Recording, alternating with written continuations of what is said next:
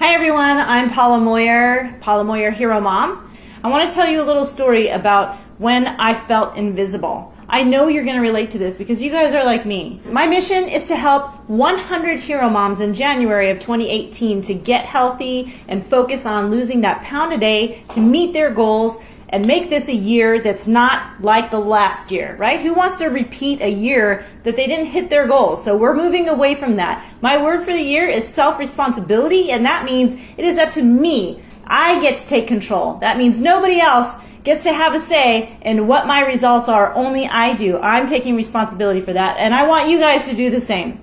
A long time ago when I was obese, this is really hard to tell because I get very emotional when I talk about this, but I was so overweight and I felt so lost and so alone in my misery of being overweight. And more importantly, I feel like the true reason why I was miserable was not only because physically I was unrecognizable to myself, but I felt completely like I'd lost control. And that was the misery. That was the hopelessness that I felt. And I just wanted to hide from the world. All I wanted to do was stay in my house. I didn't want to talk to people. I didn't want to go out and socialize and interact. I bought men's clothes so that I could wear oversized clothing, dark colors, and just blend in with the crowd in the background and be completely invisible. I didn't wear makeup. I pulled my hair back. It was a very lonely time in my life, and all because I just didn't feel like I had the ability to change things. I remember one time when my family and it was a snow day, and that's a big deal in Southern California. We hardly ever have snow, and if we do, it's up in the mountains, and that's kind of far away from where I live, so to make a day out of it was a big deal. Now, you guys know Little House on the Prairie, right? I have to inject this because when I was a kid, I loved Little House on the Prairie. My idol was Ma Ingalls. When I watched that show, I wanted Ma Ingalls to be my mom. And when I grew up, I wanted to be a mother just like Ma Ingalls. And so here it was snow day, and I was married, and I had my kids, and I was excited because this was an opportunity for me to do a Ma Ingalls kind of thing. So I worked in the kitchen. I made an awesome meal to take for us as a picnic lunch. We trekked up that hill, and we went to the top of the mountain, and we spread out all our lunch, and everybody ate it and enjoyed it. And I felt like, I'm here. I've arrived. I am Ma Ingalls incarnate right here in the 2000s. It wasn't quite 2000 yet. It was late 90s. My kids were very small at that time. So what was exciting was that I felt appreciated. I felt loved, just like Ma Ingalls did by her family. My kids went up the hill to go play, and I was elated. It was a highlight of my life. I felt in my groove, even though I was obese.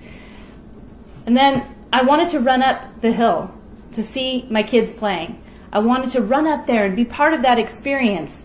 So I gathered all my stuff together, and it was heavy, but I grabbed it, and I thought all I'd have to do is trek up this little tiny hill, this little embankment. It was about the size and length and same incline as maybe like a flight of stairs.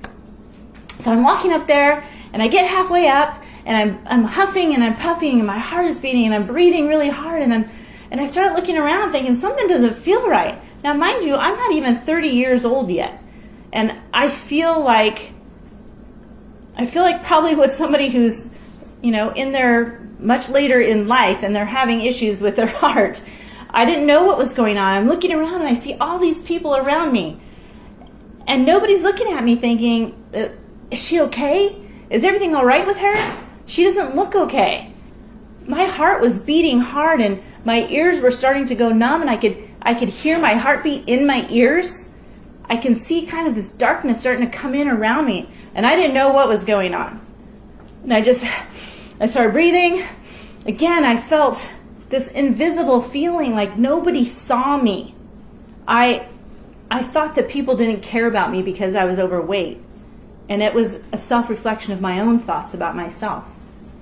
But I'm sitting there, and I'm taking deep breaths in and out, and I'm trying to psych myself out of this fear of something terrible is happening to me. So I calm myself down. I go look at the hill, and I think all I have to do is get up that little bit of hill. So I start trekking back up the hill. It's like half of a staircase left. I get to the top of the hill, and I can see my son. He's playing over there. I can hear the laughter and the fun, and then all of a sudden, again, my chest just like, it's beating so hard. I feel like it's just going to beat out of my chest, and I've never felt anything like that before. My breath is getting really heavy, and I can't control it anymore. Now it's just a reaction. I'm breathing as heavy as I can, and I start feeling like this darkness come around me, and again, my ears just completely clogged up, and I don't understand. All the voices, all the laughter just start fading in the distance, and this darkness starts coming around me, and I think I'm having a heart attack. I think that I'm dying, and my children are right there, and they're going to see this. And my heart starts to break. Fear jumps in. And you know how when you see in the movies, whenever somebody's about to die, they always have this like reel of, looking past in the past of their life and all the highlights and everything. Well, that didn't quite happen to me. There was a reel that played out, but it was like a vision into the future. But it wasn't my future. It was my son. Now, again, reminding you, I wanted to be Ma Ingalls. I wanted to be that woman who lifted her kids up. The kids grew up to be responsible, respectful, loving, successful human beings in life. And here I was having this vision all of a sudden as my heart is beating and the darkness is closing in. And it's my son. He's on a stage, and the spotlight is on him, and he's dressed to the nines in a suit, and he looks like the President of America, and he's giving a speech for accepting an award for something that he has done, some huge accomplishment that he had. And he has a big smile on his face, and he looks so handsome, and I'm just sitting there in this moment. I'm sure it just happened within a couple of seconds, but in this moment that I'm having this vision, I'm so proud of him, and I'm so proud of me for bringing this man up. And he's saying, I want to thank my wife and my children for being there for me. And he's thanking everybody in his life. And then he says, but more than anybody else in my life, who I really want to thank, the one who lifted me up all my life and taught me how to be successful, I want to thank my mom. She gave me all the tools I need to live the life of my dreams.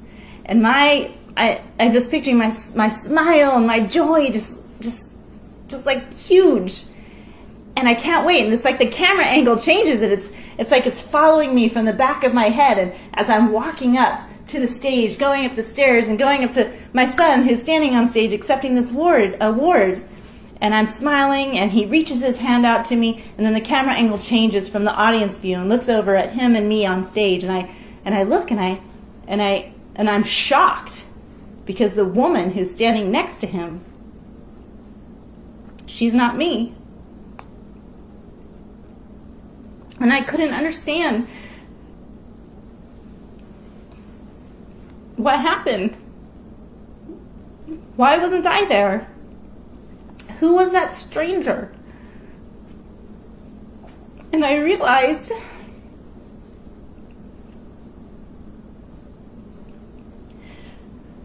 I died.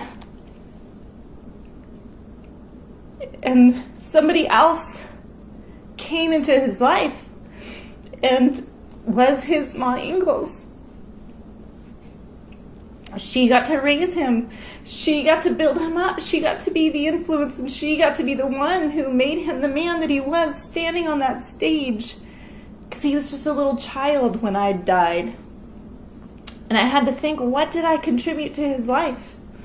He didn't give me any credit. He gave this woman all the credit. If I look back at my life as his mom, if I died at that moment, what was the legacy that I had left? I couldn't think of anything. All I could think of was that I taught him to be okay with misery, to be okay with not loving myself and not taking care of myself and not having self-responsibility and letting the world bully me and push me around. To let me be obese, to let myself be obese and just let that happen.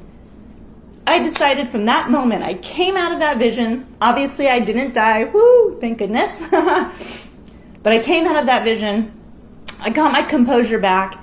I came down off that mountain, and I was determined that I was going to build the legacy that I wanted for me as a mom, for me, what I wanted for my kids. And I had to start first with my health because that was what was pulling me down. So I took responsibility for where I was. I stopped blaming my husband. I stopped blaming my kids' active lives. I stopped blaming our budget. I stopped blaming how I was raised. I stopped blaming everything in the world. And I took responsibility and said, Paula, you are here because you allowed this. And now you have to change it. And that's exactly what I did. From that day forward, I was constantly looking for ways to better myself, to better my health, to improve my legacy. And that's where I am now today. That's how HEROMOM was created, because I wanted to be the hero of my kids. So what followed after that day is years and years of me searching and looking for ways to get control of my health, to build my legacy, to improve myself, to be that mom I wanted to be, that mom who my son would give credit to for being on the stage in his highest moment of his life. And I spent lots of money, tens of thousands of dollars, decades of research, of trying this and testing that, failing and succeeding and failing again. If you've been on the fence, it's time to make a decision. This is your point of this moment of truth for you to decide, am I taking responsibility for myself and where I am? Am I going to change my future? I don't want you to be that woman who is watching the vision of her children standing up and not giving her the credit that she deserves because she couldn't be there. Maybe it's not because of death, but it's just the choice of being that invisible person in their life instead. I don't want that for you. I want you guys to have what you deserve. I want your kids to have the mom that they deserve. Get in there. Let's do this together.